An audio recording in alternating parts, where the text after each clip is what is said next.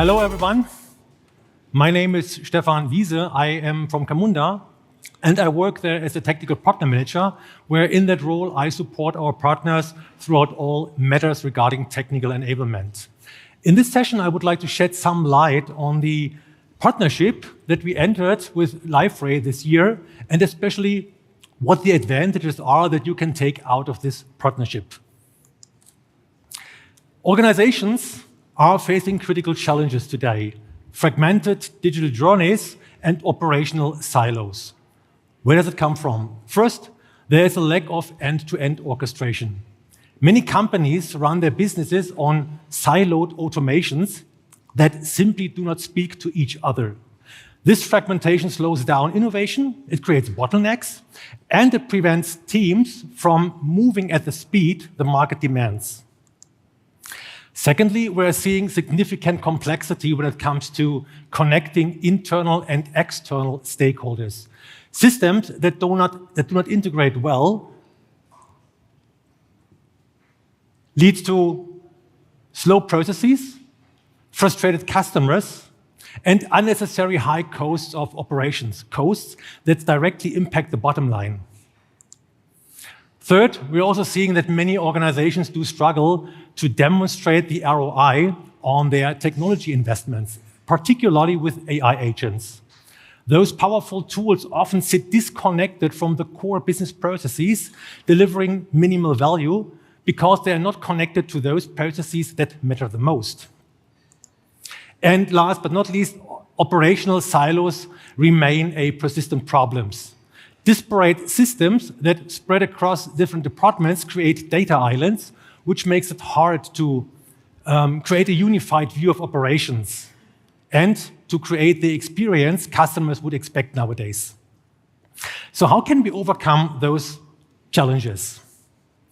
If we look at a typically over years grown infrastructure at larger enterprises, we typically would find pictures like this, where to solve certain pain points, different solutions have been implemented, like document management systems, ERP systems, CRM systems, supply chain management system, human capital. It might be local task automations with RPA.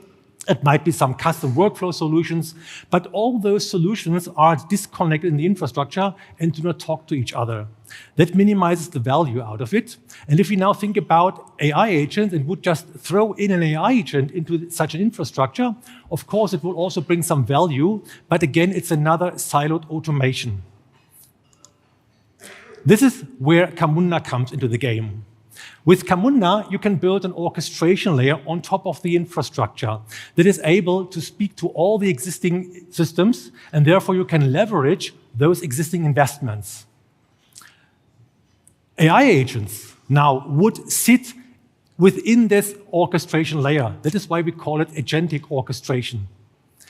Since they are not siloed anymore, they have access to the whole infrastructure and can partially take over to orchestrate parts of the process completely. With that, you can easily blend deterministic process orchestration with agentic orchestration. And that, in turn, increases the value out of the existing investments into certain solutions. So you need to be able to create processes that flow seamlessly between different stakeholders and between different systems. You need to be able to cross the boundaries of your organization. And that is the bridge that we have built with the partnership with Liferay. With Liferay, you can create an amazing digital experience on the front end, while on the back end, Camunda takes over the heavy lifting. Camunda's enterprise-grade process engine will ensure that all the processes run seamlessly between all the stakeholders involved in the processes. Of course, the end customer, the employees, partners, and suppliers. It will integrate all the systems and assure a smooth data flow between all the systems. By bringing Liferay and Camunda together, you are not just streamlining your operations, but you're building a more connected business that is ready to innovate and grow with its entire ecosystem. The technical integration between Camunda and Liferay has been achieved by creating so-called connectors. Camunda's marketplace is publicly available, and there you will find lots of connectors to certain enterprise systems and protocols. For example, starting with a generic REST connector, you will find SOAP connectors, database connectors, email connectors, SAP, Salesforce, Slack connectors, AWS, Lambda function, S3 storages, so I can count on and on. So there's a huge universe already available, and now we integrated connectors dedicated to communicate with Liferay. Actually, those connectors come in two flavors. We have so-called inbound connectors and outbound connectors. An inbound connector would be able to listen for events coming from Liferay. With that, you can, for example, start processes in Camunda, or you can listen for events while a process instance already is up and running. On the counterpart, we have the outbound connectors. With an outbound connector, you have full read and write access to the Liferay APIs. You can write objects, and there, with that, where the REST API communicate with Liferay. That's an example that you also will find in the marketplace that showcases the usage of those connectors. Before I go into a live demo, I would briefly elaborate a little bit on the impact that Camunda has on some selected customers. Don't be afraid, I will not read everything here, just highlight some important KPIs and achievements.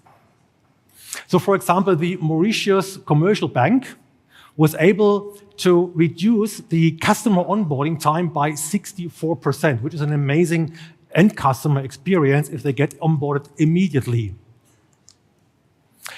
The fourth largest bank in Turkey, the Halk Bank, is using Camunda to run their money transfer processes with Camunda and AI.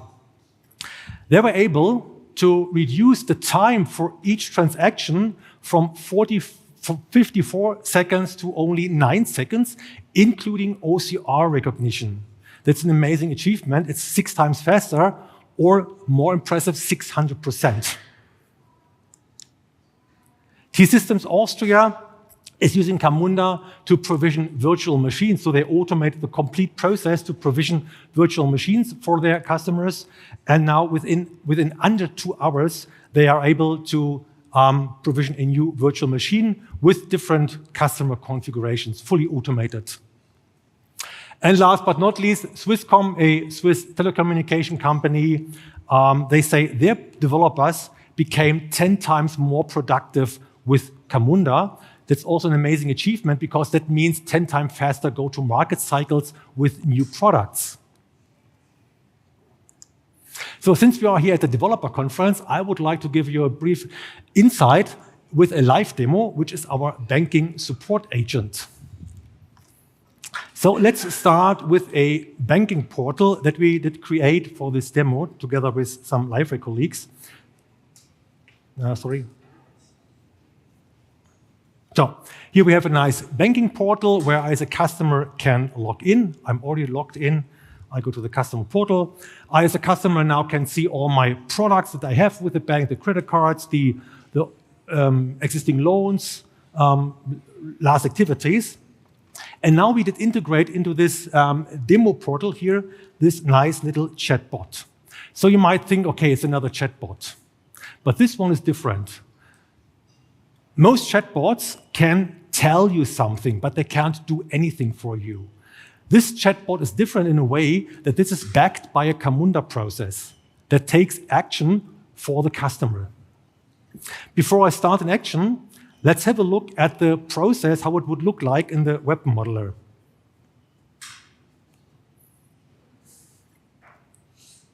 So this is our web modeler. That would be usually the starting point where business and IT start collaborating on the processes. By taking advantage of the BPMN notation, you create a process model that is easily understood by both parties.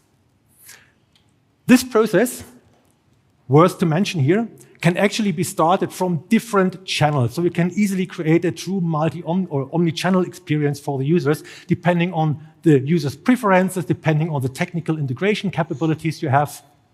So you could easily think about we can start a process via email. So I could send an email to a dedicated email account, and that would start the same process as if it comes from a microservice API call, as if it would come from some voice intake systems, or with this integrated chatbot that we are going to show in a second. So these processes will all start the same, or all these inputs will start the same process, which is the customer support agent process.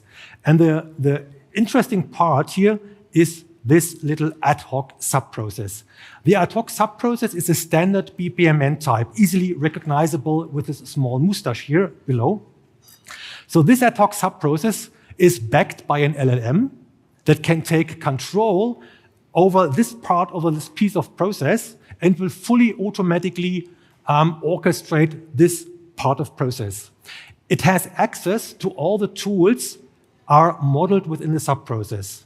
That can be either single tasks, it can be other processes, and the agent will automatically distribute and assure that the task of the AI will be accomplished. So now let's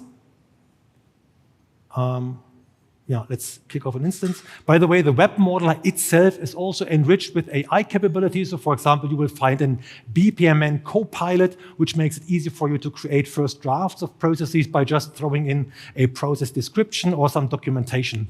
We have field copilots, we have other AI capabilities built in. So now as a customer, I go back to my customer portal, and I can now say, hello, I would like to buy a new car and I need a loan of, let's say, 12,000 euro. Can you help me? Question mark. Can you? There's a typo. So I send this in. And now we can actually, while the agent is already working, we can go to operate in the meantime. Operate is the tool for the operators. Here you would see at a glance all the process definitions deployed to the cluster, all the instances that are currently up and running, and if there were any errors, they are appearing here on the right side. So now we are interested in the banking support agent. This gives real insights into the workflow engine. We see where the process currently is waiting for. So we find here a new instance created at 2:42. We can go in there. And now we see we did start a process instance from the chat in the banking portal. It already did an update, status thinking. And now the agent already went over into this ad hoc subprocess. And as the question was loan related, it correctly routed this request to the loan support agent. So now we can drill deeper, and let's have a look into the loan support agent. So now the agent started, the process started. It first did fetch the previous conversations from a database so that the agent knows already what happened in the past with this customer. It already did load the available products from a database, and now it's in the ask customer subprocess. And obviously it did send some question to the customer. So we go here. We see now, depending on the input channel, it would also always react on the same output channel. Let's see what it asked me. So it says, okay, thank you for your interest in a car loan of 12,000 euro. We have several options available for you. I get the options, 36 months with 12% interest. Okay, let's say I would go for the option 2. I choose option 2. So let's send this in. Now we can go back to operate. We will see in a second. So now the answer or the response has been achieved. We can now go to the parent process. Again, the agent now is thinking again, what is the next best step in this ad hoc sub-process? And it already informed the customer. Is that the right process? Yeah. So I got another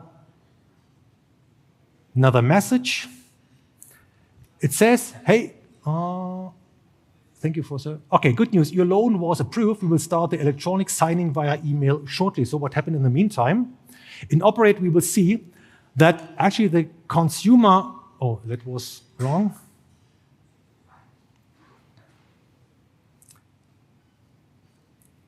That the agent did call another sub-process, which is the consumer loan application. So we can now dig deeper here. And this is now a pure deterministic process model, where at design time, we already know how the process would behave. Of course, such a process also can have variance with those XOR gateways. Or the engine can decide to go left or to go right, but this is all determined already at the design time. Also interesting to see here the integration capabilities that I already mentioned by taking advantage of connectors. So in that case, we also integrated with another supplier, which is Tactile. Tactile is a service that allows customers to create and validate or evaluate high-stake decisions, for example, for loan underwriting. So we did call the API of Tactile here with an according connector. Tactile did the heavy lifting on the decisioning, and then it returned back that the request has been approved. We did prepare a loan offer. We now did inform the customer. That was the message that we have seen in the chatbot. And now the next step continues, the electronic signature, which is also mentioned in the chat here. We will start the electronic signing via email shortly. So the conversation will then continue via email. Let's do quickly another example. As a customer, I can also say, hello, my credit card ending on 9876 has been stolen. Please make sure that this card immediately, oh my goodness, will be blocked. Also, please issue a new card to me. Okay, let's send in another request. Let me sort this out for you. What happened in Operate? Again, we find now another instance of the banking support agent. Let's dig deeper. And now we see the agent figured out, okay, that's a loan-related question. Therefore, it goes to the credit support agent with an agent that is purely focusing on all the credit card agent, which is purely focusing on all credit card-related inquiries. This agent actually exists outside of Camunda, so we can call it easily via the A2A protocol. Camunda also offers MCP integration so that you can also interact with other agentic solutions. And now this agent already has been finished. We should have received an answer. And we see here in the chatbot, I've successfully processed your request regarding your stolen credit card.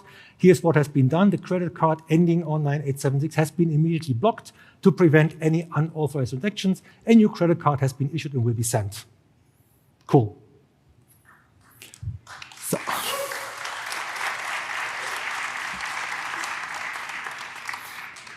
Thank you. Before I close this talk, I would briefly elaborate a little bit on the best practices that you can follow when you start implementing PO&A, process orchestration and automation with Camunda. First of all, empower your teams. Empowering your teams means you need to be able to enable your business users with low-code tools so that they can work on their own while still giving developers the flexibility and the power they need. Camunda is a platform that makes the developers more productive. However, developers can create low-code tools designed for the business that the business actually needs. Secondly, keep it simple and modular. Like we have seen in this demo, extract certain functionalities into building blocks that you can reuse throughout different contexts. Essentially, all the good software design patterns apply the same way when you start with process orchestration automation, like KISS, keep it simple, stupid.